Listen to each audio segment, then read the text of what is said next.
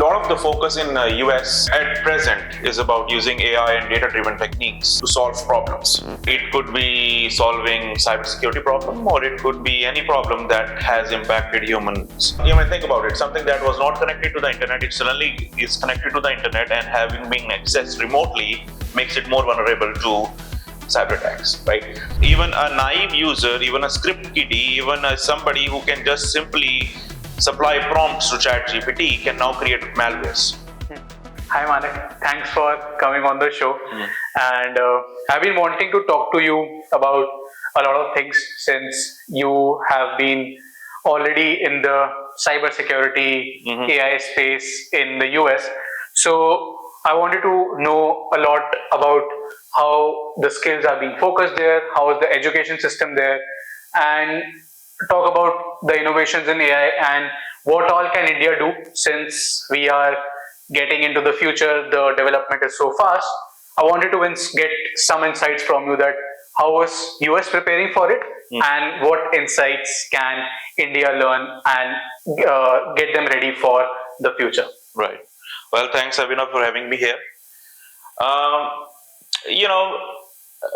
A lot of the focus in US is about, at present, is about using AI and data-driven techniques to solve problems, right? It could be solving cybersecurity problem, or it could be any problem that has impacted humans in every aspect. Be it healthcare, be it autonomous driving, be it critical infrastructure. You name it, and the industry is moving towards how they can harness the power of AI into making things more automated, more efficient, hopefully more trustworthy, and but also keeping in mind the ethical and explainable and moral use of AI in all of these techniques. Got it. Right? I think I'll deep down a little more. जैसे कि AI सब companies use कर रही हैं, AI is getting a lot of recognition. Have you seen that the need of cybersecurity is on the rise as well as AI also increases? Oh yeah, absolutely. I think AI is all about data, right? Data is all most of the times data is coming from these IoT devices and stuff like that, right? Smart home, smart grid, intelligent transportation, smart farming, all of it is all data driven now, right? And as soon as you are adding on more IoT, more connected system, that will automatically expand or expose your attack surface, and that will make it more vulnerable, right? You might think about it, something that was not connected to the internet, it suddenly is connected to the internet, and having been accessed remotely makes it more vulnerable to cyber attacks, right? So yes, as we are making these systems more connected to get the data, but also we are making it more vulnerable because then these can be attacked and manipulated, false data injection and stuff like that. But the way we are using AI is, can we harness AI for cybersecurity? Right? Earlier, the rule-based and policy-based things that we were having in cybersecurity is now moving towards the data that we collect. For example, we want to secure a cloud infrastructure from malware attacks, right? What we will do is we will collect the data from the cloud, and we will see whether there are some malicious spikes in the data that will be reflected in our trained AI model. So that's one instance of how you can harness AI for cybersecurity. I think I've seen ChatGPT's data interpreter, like where you can just upload a file and it can give you insights which you didn't even think of, right? So I think it has leveled the field for even a normal person, normal human being, to put their data and get insights out of it. Well, it has gone beyond that. I'll tell you, we recently had a paper from ChatGPT to ThreadGPT. Okay, what we are doing is, even a naive user, even a script kiddie, even somebody who can just simply supply prompts to ChatGPT can now create malwares from ChatGPT. So ThreadGPT is basically a software where you can use. Well, I mean, it's my terminology that I came up with. Like, ChatGPT is not just for the good use; it can also be used by the attackers and the adversaries to create or to attack the systems and basically it's not just the good use of ChatGPT and AI. AI, it can also be against the defenders. It can be harnessed and exploited by the attackers itself to kind of harness or orchestrate new cyber attacks, create phishing emails, social engineering, and stuff like that. And we have already done that. And so basically, a normal human can just go to ChatGPT and write, I want this kind of a malware or something, yes, and it will give. It is as simple as that. Yes, and you just have to supply, hey, can you give me a code for ransomware, right? And ChatGPT, this GPT 3.5 and so on, they are evolving, right? So when we came up with this was pretty straightforward. The supply a prompt, it will generate a code for you that's an executable code that you can execute, and you got the malware. Mm-hmm. Now they are evolving itself, and now they have got some ethical safeguards that, hey, you cannot really, even if you supply the prompt, it will not give you the answer to that, right? So there are ways where we can basically bypass these prompts using jailbreaking and DAN and stuff like that, reverse psychology, prompt engineering, and these techniques, right? Where we can try to fool this ChatGPT, and that will still give you the answer. Right. So there are ways where you can manipulate that thing. Got it. So, somebody who knows how to do this thing can easily create a ransomware that can be used anywhere. Got it. And so you said that you were experimenting with this, creating this. Did you try creating it and putting something just for an experimental test to see what is the lethality of the program or how far we can go? Even if suppose a normal person wants to do it, is there any insights around that?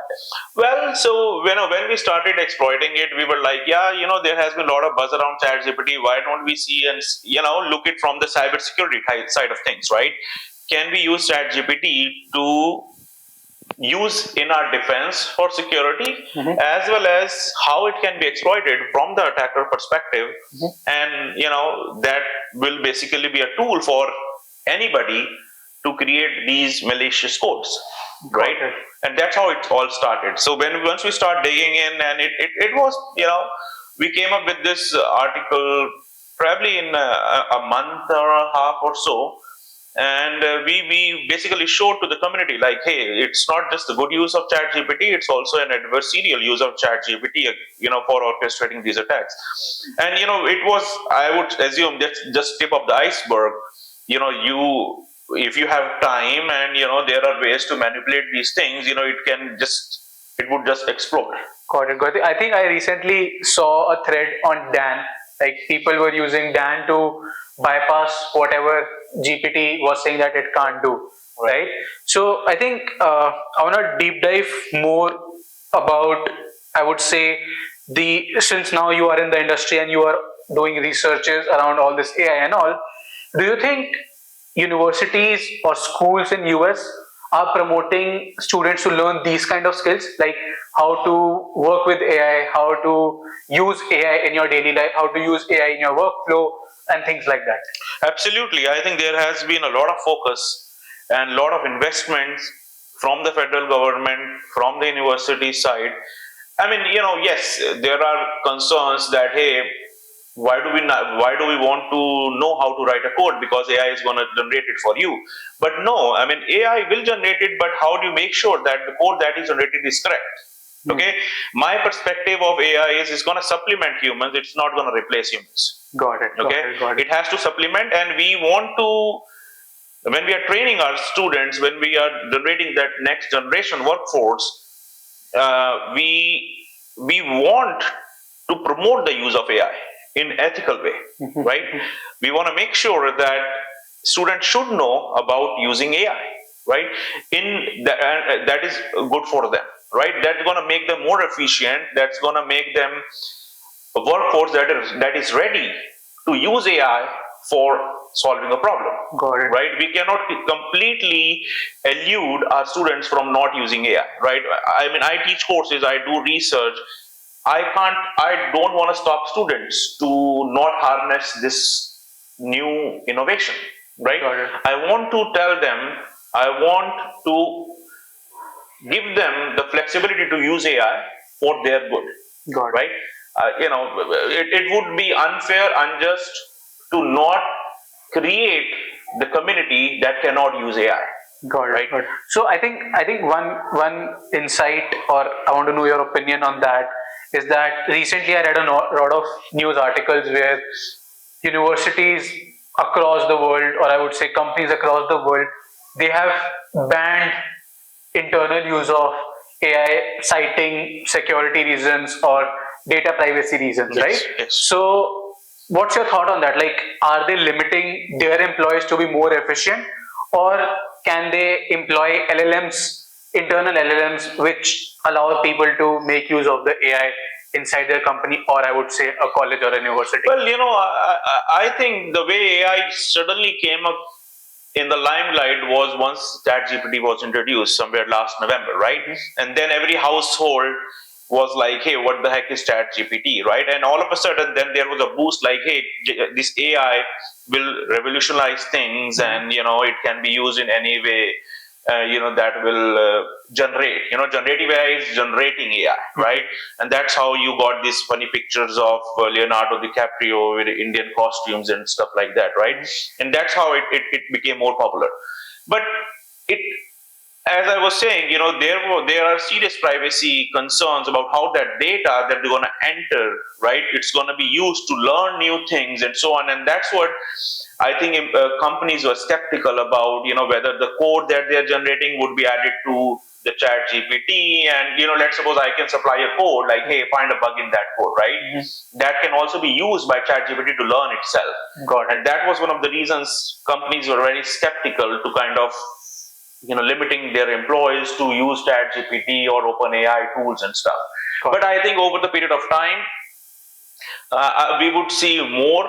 Now you can see a lot of companies in US and India are more focusing on how we can harness this AI, OpenAI things to in their favor. Right. And I think eventually, even the universities in US, even in India, I think there has been a lot of push to create that workforce. Got it. So I really want to deep dive on this workforce point, where, like you said, that US and India are promoting this.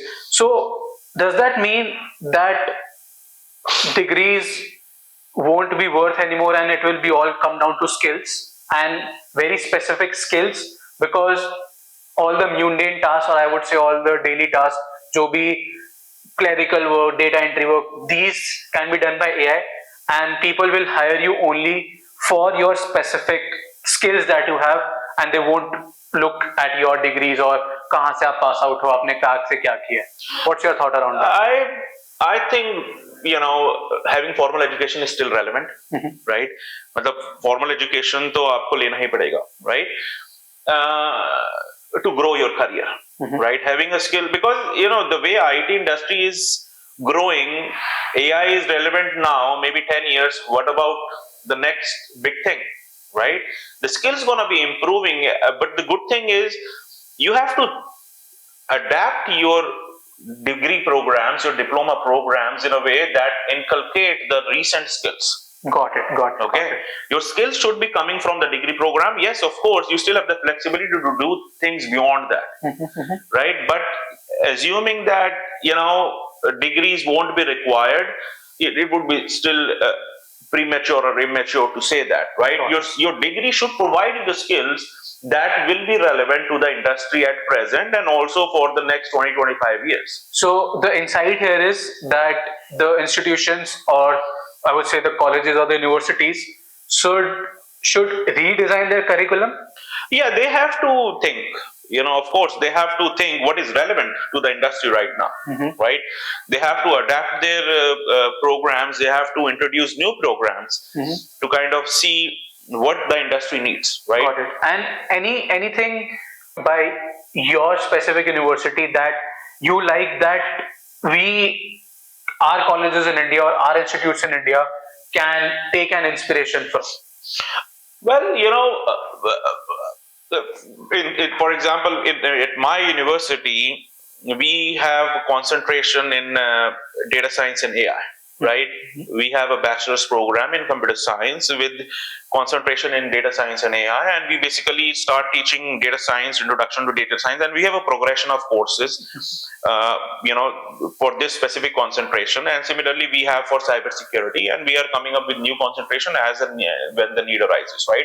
And sometimes we introduce new courses within these concentrations to give students exposure to recent technologies that are in demand.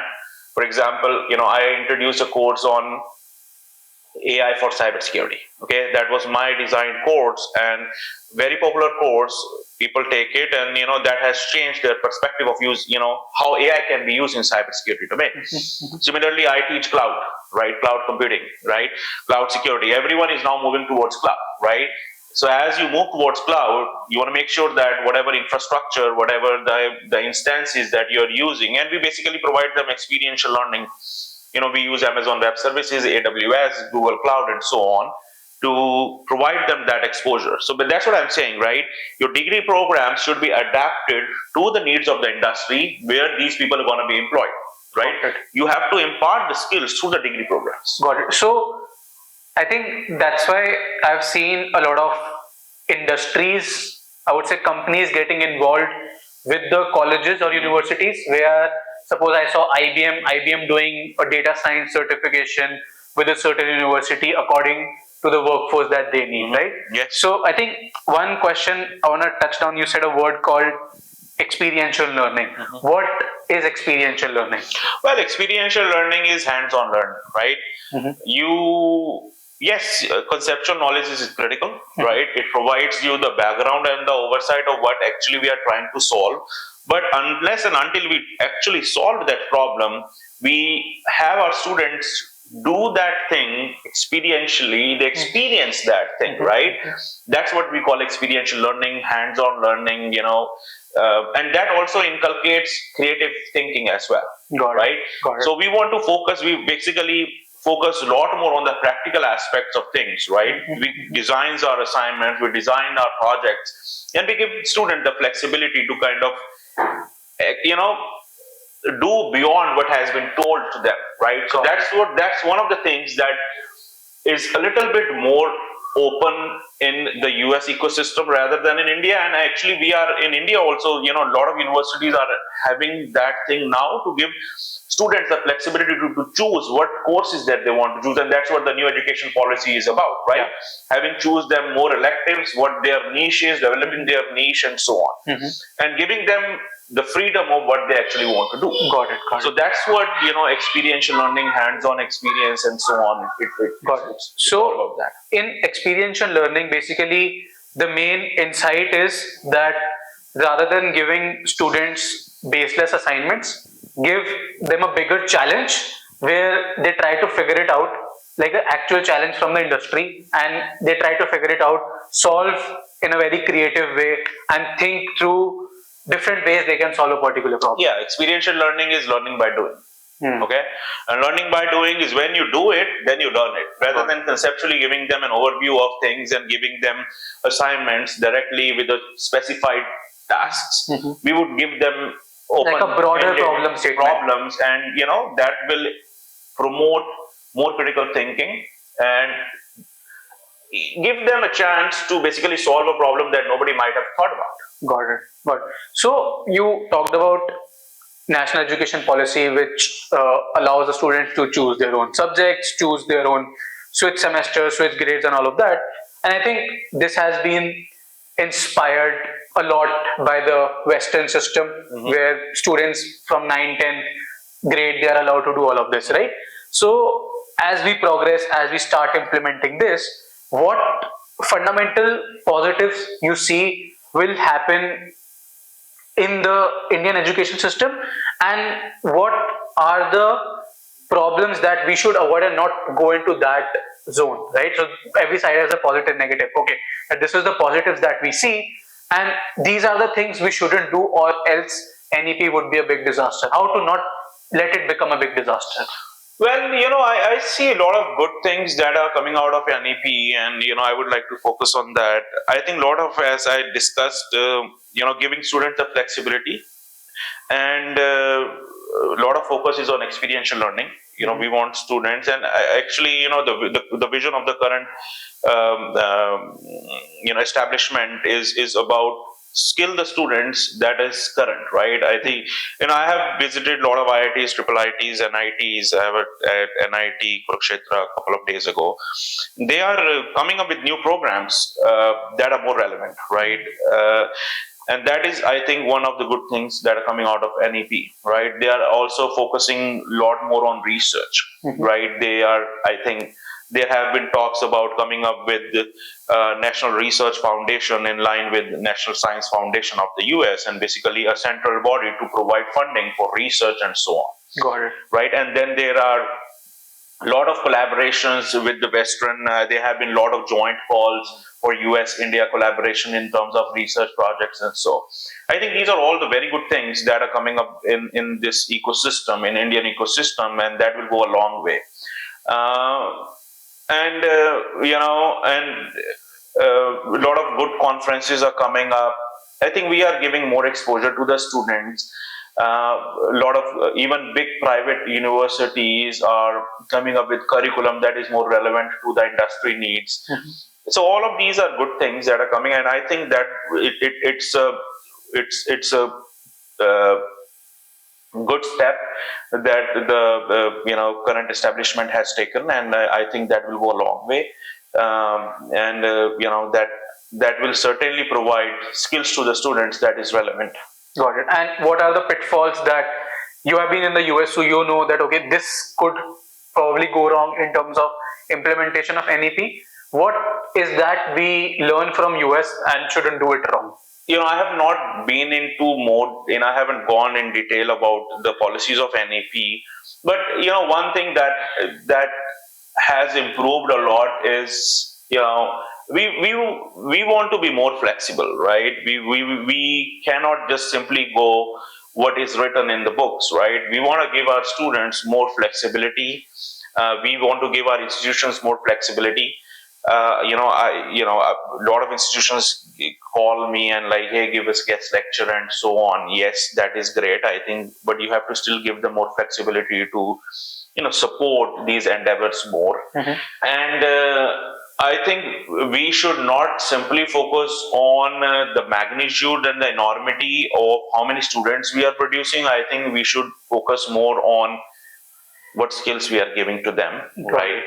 And I think, it has just been announced to be implemented, and once I think the policy is in place, we will see where it is lagging, and I'm sure we will be able to make changes so that it adapts to our needs. Every ecosystem has different needs, right?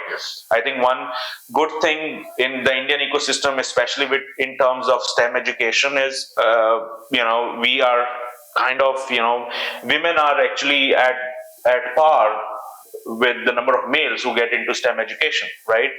That's one of the big challenges in US, right? We do not really have same number of female or women or underrepresented groups into STEM education as we have males. So, we are actually producing a more diverse population and workforce. Why is the opposite gender, I would say female gender, population less in STEM education in US? Is there a particular reason? Well, I'm not sure why is that, because it has been there. It's kind of a systemic thing, that has been there, and we have been promoting more women and underrepresented groups into STEM education, and probably part of the reason is because there are other avenues as well, right, that people make careers into. Got it. So that is one of the reasons. Got it. So I think I would like to touch now a little bit on the business and entrepreneurial aspects, right? So you have been in the cybersecurity and AI space.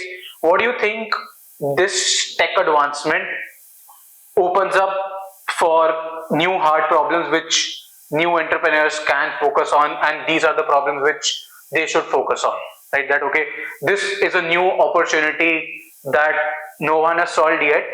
There's a small window and people can solve it.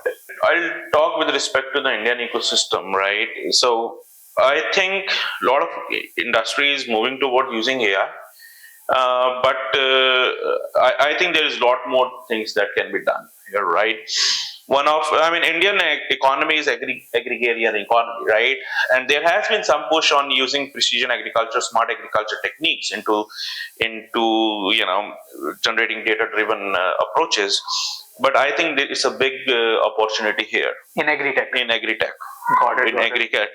Same time is the cybersecurity field as well. And India is a big food industry, right? How more efficiently we can use AI into this domain is also something that still hasn't been exploited yet.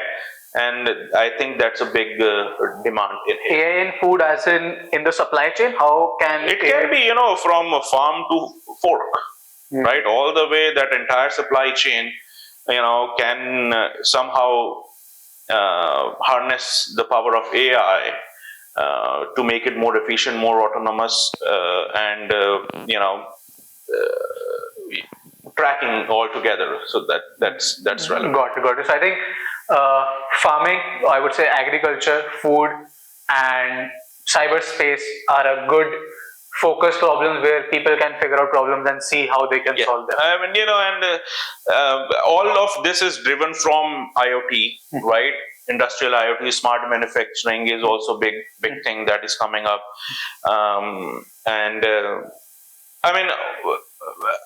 Once you make this, as I said in the starting, once you make all of these domains connected, it opens up a lot of opportunities, right?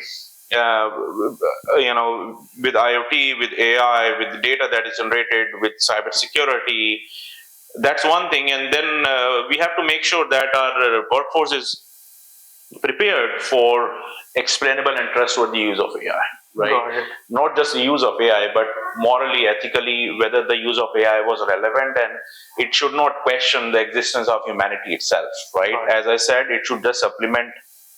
It should be like another tool in your work. It should just be another tool. It should not be replacing humans. Got it. So I think you touched a great point on ethicality. I think recently I was reading, I think 2 days back in the newspaper, that the deepfakes have gone are on a rise in India, where people are scamming people by being fake bankers with their fake voices, and they are just scamming people using deepfakes. What do you think? Is there a way which can be stopped, or do you see it going more bad from here? I don't think it can be stopped, especially with generative AI. It has given another tool for how quickly you can generate these deepfakes, right? Well, again, that boils down to the same thing. Like, hey, we want our workforce to be more focused on ethical use of AI and not just use of AI, right?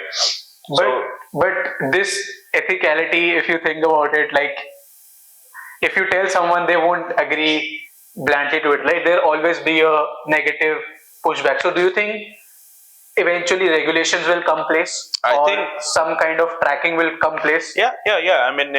Absolutely. The US federal government recently issued executive orders on secure, safe, and trustworthy use of AI.